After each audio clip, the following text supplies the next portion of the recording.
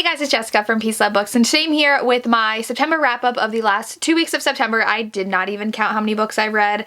It is 15, I think, that I read in the second half of the month. We'll see how many there are by the end of this, but I am excited to talk about all the books that I've read. If I have a reading vlog for them, I will link them down below, and I will go ahead and get started. The first book I read was the last book in reading Lisa's Favorite Romances from Remarkably Lisa. I will link that vlog down below, and the book is Third Sense of Charm by Shanna Galen. I am so excited to read more by Shanna Galen because I absolutely love her now. This one's a historical romance, and it's a bodyguard romance, and our heroine is thinking she's in love with this man because he's been courting her. She always sneaks off to see him, and her father's like, enough's enough, her dad's a duke, and he's like, no, this can't happen, and he thinks that that man's using her for her money. Our heroine thinks that he just really loves her, and so the duke hires a bodyguard, and he is a not titled man. He was in the military, and he was part of this like group of guys who were part of this team who would do like the missions that no one else would take, basically suicide missions, and so they're all back, and he has not had the greatest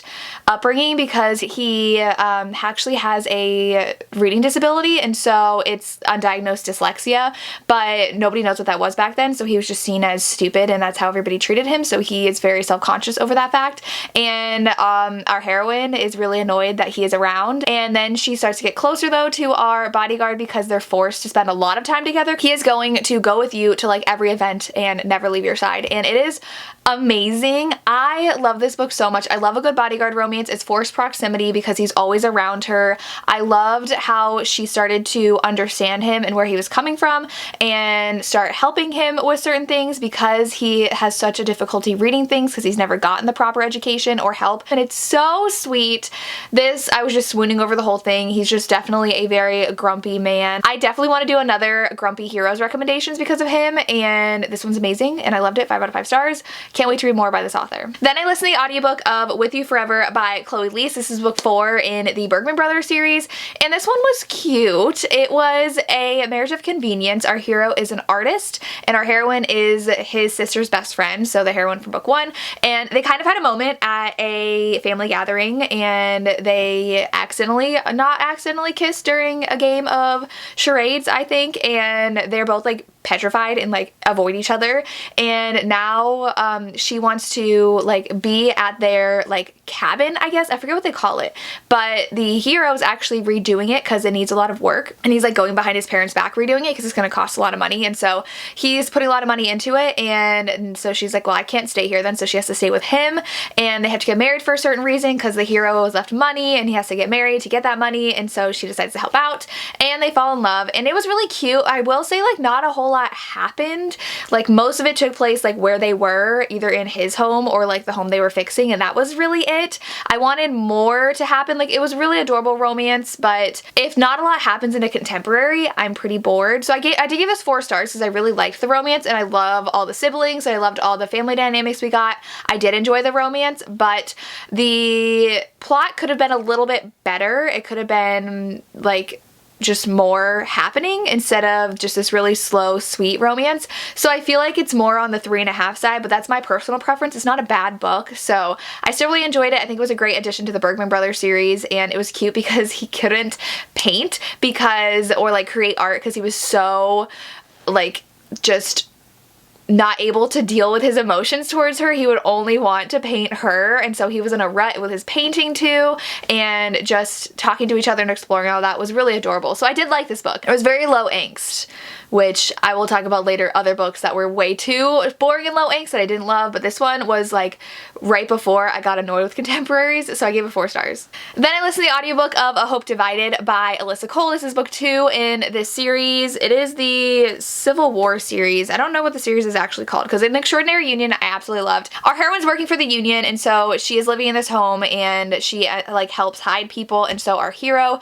is from, I believe he's a Union soldier, and he's constantly like put in jail, and so he finally escapes, ends up hiding out with her. She had met him though because she was helping work bringing library books to the jail, so like she had known him before, and he had like a cute nickname for her. They talked about books, and so now he's hiding out at her house, and there are things going on with her family, and there are Confederate soldiers that end up staying at the house and using it, and so she's terrified that they'll find him, and she's not treated the best, and there's this whole mystery also, like I said, about her family and what had happened, because she's trying to translate her mother's journal that she had left for her, because it's written in a different language and the hero actually speaks that language and can read it, so he's helping her translate that as well.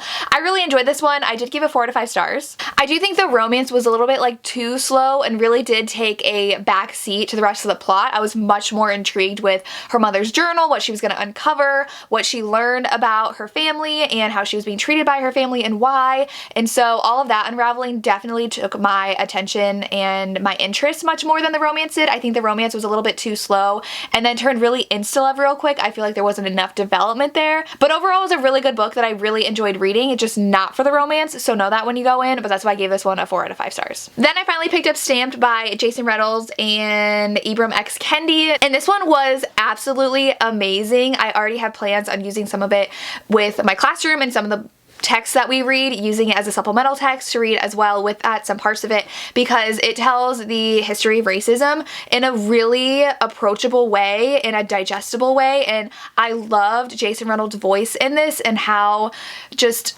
plain he spoke to you. I don't know how to describe it, but a lot of times when you think of nonfiction, especially dealing with history, you think it's very dry and hard to get through. It's interesting, but it's not told in an engaging and entertaining way because it's nonfiction. I know that's not true about a lot of nonfiction. That's just what you think of typically, at least me, when I think of nonfiction. So I always had to pick something really interesting for me to want to read. So I was definitely already interested in this, but I was blown away by his voice and how he wrote this book. It is perfect, I think, for teenagers to read. And I've read a few books about racism and learned a lot of this already, but it does go in a little bit more depth about things, especially like the history of presidents in the US and how racism even began, which also I think is so applicable to Things Fall Apart by Chinua Achebe, which I read with my 10th graders, so that's why I want to incorporate part of this into my curriculum. But I love this, and I'm really excited to read Stamped from the beginning, which is, I have it, it's like giant, so I haven't read it yet. It's like over 500 pages, but this one is so digestible, pretty short, a very quick read.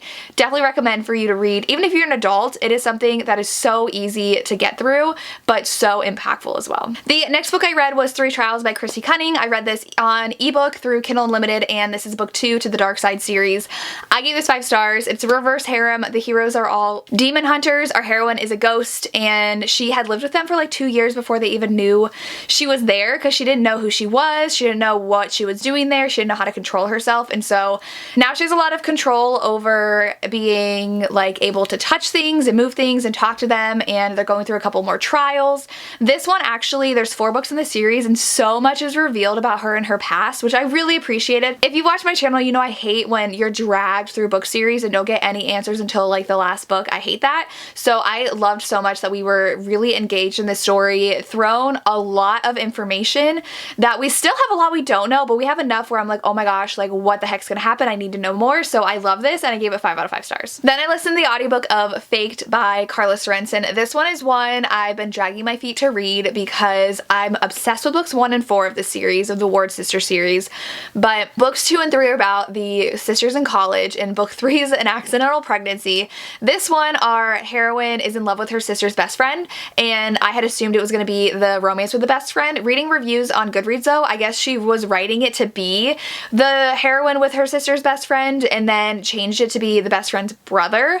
And I saw a review saying like she kind of rushed it because she had to like rewrite it all, was still trying to make deadline, and it did feel not as fleshed out as the other books. And in this one, she decides to agree to swap places with her sister. They're twins, so that she can go to this like gala that her best friend parents were throwing, and so the sister thought that it was her best friend going, but it ended up being the brother taking his place, and he's this like big bad reputation tattooed professional snowboarder. I didn't understand though why he was a bad boy. Like nothing that he had done warranted him being called a bad boy, except for some drama he was in that was caught on film right before the book took place.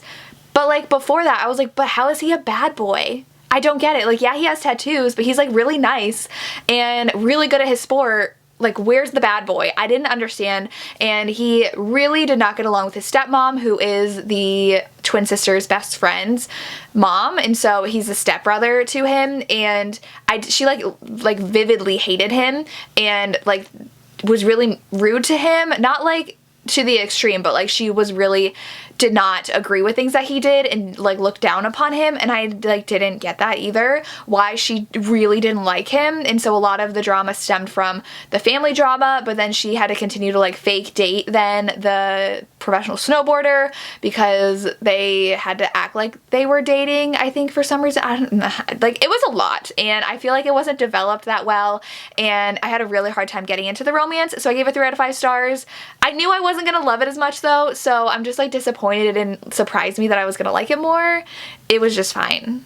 And I don't know if I want to read book 3, but like I only have book 3 left to read in the series, and I get annoyed when I can't finish a series because I know I'm not gonna like the book. So I kind of want to read it anyways, but I don't because I know I'm not going to like it. But yeah. Then I read Make It Sweet by Kristen Callahan. This is a book everybody's been loving. I read it when I was reading Lacey's Favorite Romances from Lacey Book Lovers, and I gave this 2.5 stars. And the more I think about it, the more I want to give it 2 stars because I was so bored with this book. And now I said, so many people love this book, but like nothing happens. They stay in the same place like the whole time, and our heroine is pretty much like Khaleesi on Game of Thrones. She's like this big queen who has all this power, but she's killed off in her show. So she's like, oh my gosh, like my career is now changing. Like, what am I gonna do? I love this show. I love this role. And now she has no choice but to move on. And so she decides to go to this estate, and staying at this estate is this guy who is a pro hockey player, but he's had too many concussions. And so he now has to give up his dream of being a pro hockey player. And it's like his grandma or aunt or something that owns the estate, and so he bakes a lot, and so he gets her a lot of treats, but she doesn't know he's baking for her, and it was fine. Like, I can't even remember a lot that happened in here because it was so boring. They hung out, they went to dinner, he like sent treats to her room, and she figured out who it was, and it was just like, okay. And then he made a really dumb decision at the end that like negated the whole purpose of what had happened to him and why he was so terrified of concussions. So I did not enjoy this book, and I didn't enjoy like his decisions at the end. I just like didn't care about this romance. So and I was very disappointed that that's the direction that his decisions were going after everything that already happened in the book. So I'm trying to be vague without spoiling anything, but 2.5 stars, but more like 2. For historical romances, I had some serious flops, but then I had like all-time favorite new ones. And so I read My American Dutchess by Eloisa James for that vlog for reading Lacey's favorites. 5 out of 5 stars. Like literally, I'm obsessed. This one, our hero is a duke, and he meets our heroine at a ball. She's an American heiress. She doesn't follow strict society standards. She doesn't really know them. She's just like, I'm here. And he's like, this is the woman for me. Like, she is who I want to marry. I'm gonna go ahead and propose to her. This is awesome. So then he's like asking around, trying to find her again, and realizes she is now betrothed to his brother because his brother proposed to her earlier that evening. His brother is not titled. His brother needs money because his brother spends a lot, and he's a drunk, and he is obsessed with like society and what they see of him. And so our heroine is like, this is great. I'm engaged. She's already broken off 2 engagements. So she's like, I can't break this off. Like, I need to be taken seriously. This is happening. And she spends more time with him, her betrothed, and he's super obsessed with like propriety and like having the right titles and like acting okay in society. And that's totally not her because she's from America. She's like, I don't know any of this. And the Duke gets closer to her because she's like engaged to his brother. There's a cute dog in here, and it's just amazing. I love how much the Duke was just like, she's mine. But then he's like, oh crap, my brother. And then he's like, but she's mine. And it's just, oh my god, it was so good. I love this.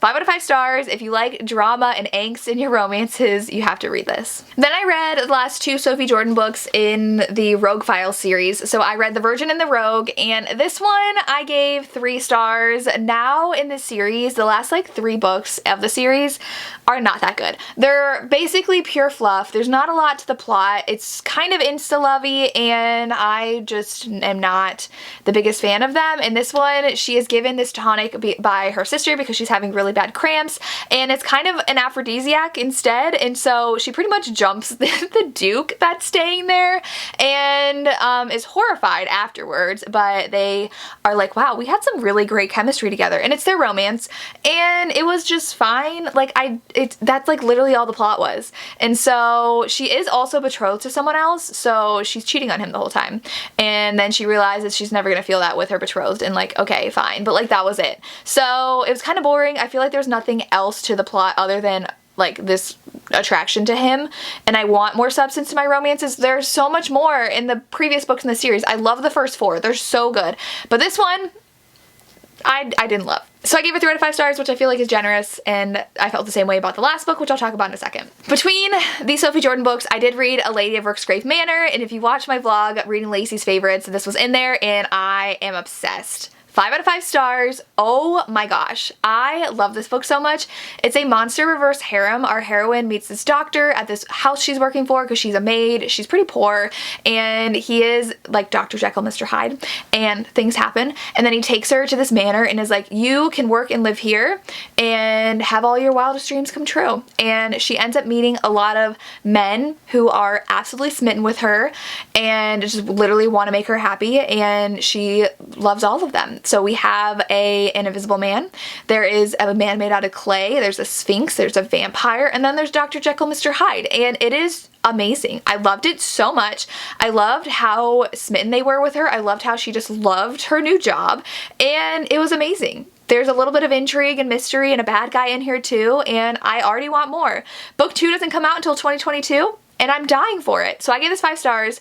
It's amazing. Perfect for the fall season. You need to pick this up. Then I read The Duke Effect by Sophie Jordan, which is the last book in the Rogue File series. I thought I owned this, but I guess I don't. But this one is the sister's book, so she's the one who's the scientist. It started off so good. So the guy who's the hero, he's in the military, and he is not from a titled family, but he's cousins to a duke. And the duke's 3 sons all die. So our hero's now next in line. So he's got to come back and take this title, which he doesn't want. And he decides to marry the woman who was betrothed to his cousin who died. So he's like, okay, she's been training to be a duchess, like I'll marry her, but she's really sick. So he decides to go to the doctor who he's been writing to see if he can help him. And so he's been writing to this doctor for years. They've become friends. That's actually our heroine. Our heroine has been writing to people as her father because her father was a doctor. She studied under him.